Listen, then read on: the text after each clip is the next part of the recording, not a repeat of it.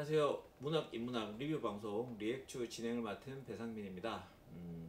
오늘도 같이 리액추를 꾸려갈 멤버들을 소개시켜 드리도록 하겠습니다. 문학평론가 심진경 선생님, 안녕하십니까. 문학평론가 박인성 선생님, 안녕하세요. 마지막으로 사회비평가 박권일 선생님. 안녕하세요. 이번 리뷰는 클레어 키건의 2021년작 이처럼 사소한 것들입니다. 국내에는 2023년 작년에 번역돼서 들어온 것 같습니다. 이 작품은 실제 수녀원 세탁소에서 벌어진 인권 유린 사건을 모티브로 해서 씌어진 작품이고, 한 남자의 양심의 가책에 따른 고뇌를 그리고 있는 작품이기도 합니다. 그럼 이 책에 대한 본격적인 리뷰를 시작해 보도록 하겠습니다. 우선 20자평부터 시작하겠습니다. 먼저 박인성 선생님. 네, 저 20자평을 솔직히 고민해봤는데 두 가지 버전이 생기더라고요. 하나는 그냥 긍정적으로 이 소설의 내용만 가지고 이야기를 했을 때는 가장 사소한 것이 가장 보편적이다, 이런 이야기를 하고 싶었는데 제가 말을 하면서도 와닿지 않는 거예요. 진짜 노잼이다. 그래서 두 번째 20자평을 생각해봤는데 결국 제목발이 끝장이다, 제목발이 끝발이다, 이런 식으로 이야기를 하고 싶었습니다. 뭐 제목발이 끝장이야 끝발이야? 끝발이다. 이 소설이 물론 내용적으로 보면 저는 잘 쓴 소설이고 읽은 사람들에 따라서는 상당히 만족감이 생길 수 있는 소설이라고 하는 것은 일단 긍정. 그러면서도 이 소설이 이런 제목으로 대중에게 소개되지 않았다면, 또 이렇게 단편 소설 하나 정도의 짧은 분량으로 또 이렇게 이 이야기를 전달하지 않았다면 이렇게까지 좀 대중적인 성공을 거둘 수 있었을까?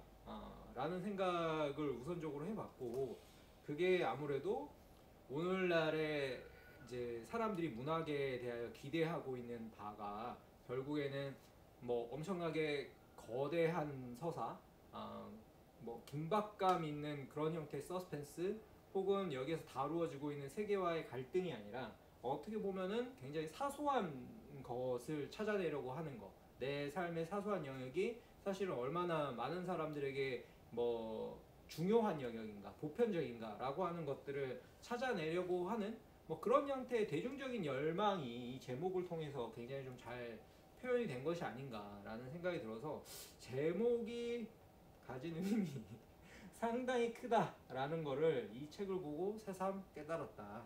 그렇게 이야기를 해보고 싶습니다. 박권일 선생님. 제 20자평은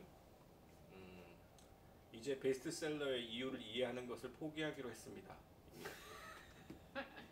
원래부터 좀 포기는 하고 있었는데 이 책에 제가 읽은 그 쇄가 44쇄인가 45쇄인가였습니다. 그러니까 2023년에 11월 달에 나온 책인데 벌써 이제 50쇄가 된 걸로 알고 있는데요. 52세. 선생님 거는 52세세요. 이렇게까지 많이 팔린 이유가 뭘까 하는 생각을 해봤습니다.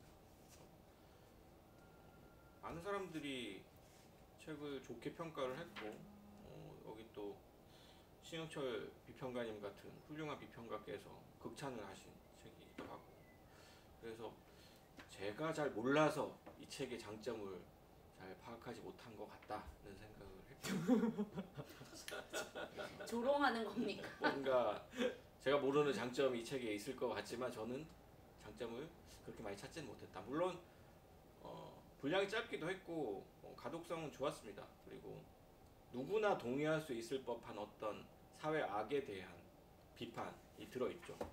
그래서 누구나 논란의 여지 없이 같이 얘기해 볼 수 있는 굉장히 편안한 책이다. 그런 장점은 있다라고 생각을 하는데, 그럼에도 불구하고 저는 이 책이 이렇게까지 극찬을 받는 이유를 여전히 잘 모르겠습니다. 이상입니다. 네, 심진경 선생님. 저의 20자평은 한 줌의 분량, 한 줌의 도덕입니다. 그러니까 이 사람이 일종의 소시민이잖아요, 그렇죠? 그러니까는 소시민으로서 가질 수 있는 어떠한 그 최소한의 도덕적 어떤 판단, 그 다음에 뭐 양심, 우리가 흔히 양심이라고 얘기하는 이제 그런 것들을 이제 고뇌하는. 그래서 어떤 맨 마지막에 그 어린 여자아이를 이렇게 구해낸다고 해야 되나, 이제 그런 것으로 끝나잖아요. 그리고 이제 그 이후에 어떤 일이 이제 전개될지는 사실은 불을 보듯 뻔하지만 어쨌든 거기에서 딱 그침으로써 뭔가 사람들한테 그 이 사람이 앞으로 닥칠 어떤 그 고난, 고통, 이런 부분들은 보여주지 않으면서 그의 그러한 도덕적 판단에 이제 그 공감할 수 있게 만드는 그러한 최소한의 도덕적 안전망 역할을 하고 있다. 나도 참 도덕적인 사람이다. 네, 왜냐하면은 적어도 이 주인공의 그런 선택을 지지할 수는 있거든요. 적어도 그 이후에 어떤 벌어질 일들을 내가 감당할 수는 없어. 그러나 그 정도의 도덕적 선택은, 결단은 나도 내릴 수 있다라고 하는 최소한의 도덕적 안전망 같은 것들을 이렇게 보여주고 있기 때문에, 그래서 사람들이 흡족해하면서 읽을 수 있는 것이 아닌가, 그런 생각이 들고, 거기다가 이 분량도 짧기 때문에 오히려 더 부담이 없다. 한 줌의 도덕을 담기에 부담 없는 분량이었다. 그래서 그렇게 한번 얘기해봤습니다. 심하게 힘이 빠지시는. 네. 뭔가 이 책이 베스트셀러였기 때문에 이 베스트셀러라는 이 책이 가지고 있는 아우라와 그다음에 이 책의 내용, 그다음에 이 책이 또 이 책의 내용이 가지고 있는 이 안전함, 이 사이에 지금 이 괴리를 세 분 다 말씀을 해주고 계신 것 같습니다. 공통적으로는. 그러면 본격적으로 이 책에 대해서 하나씩 이야기를 해보도록 하겠습니다.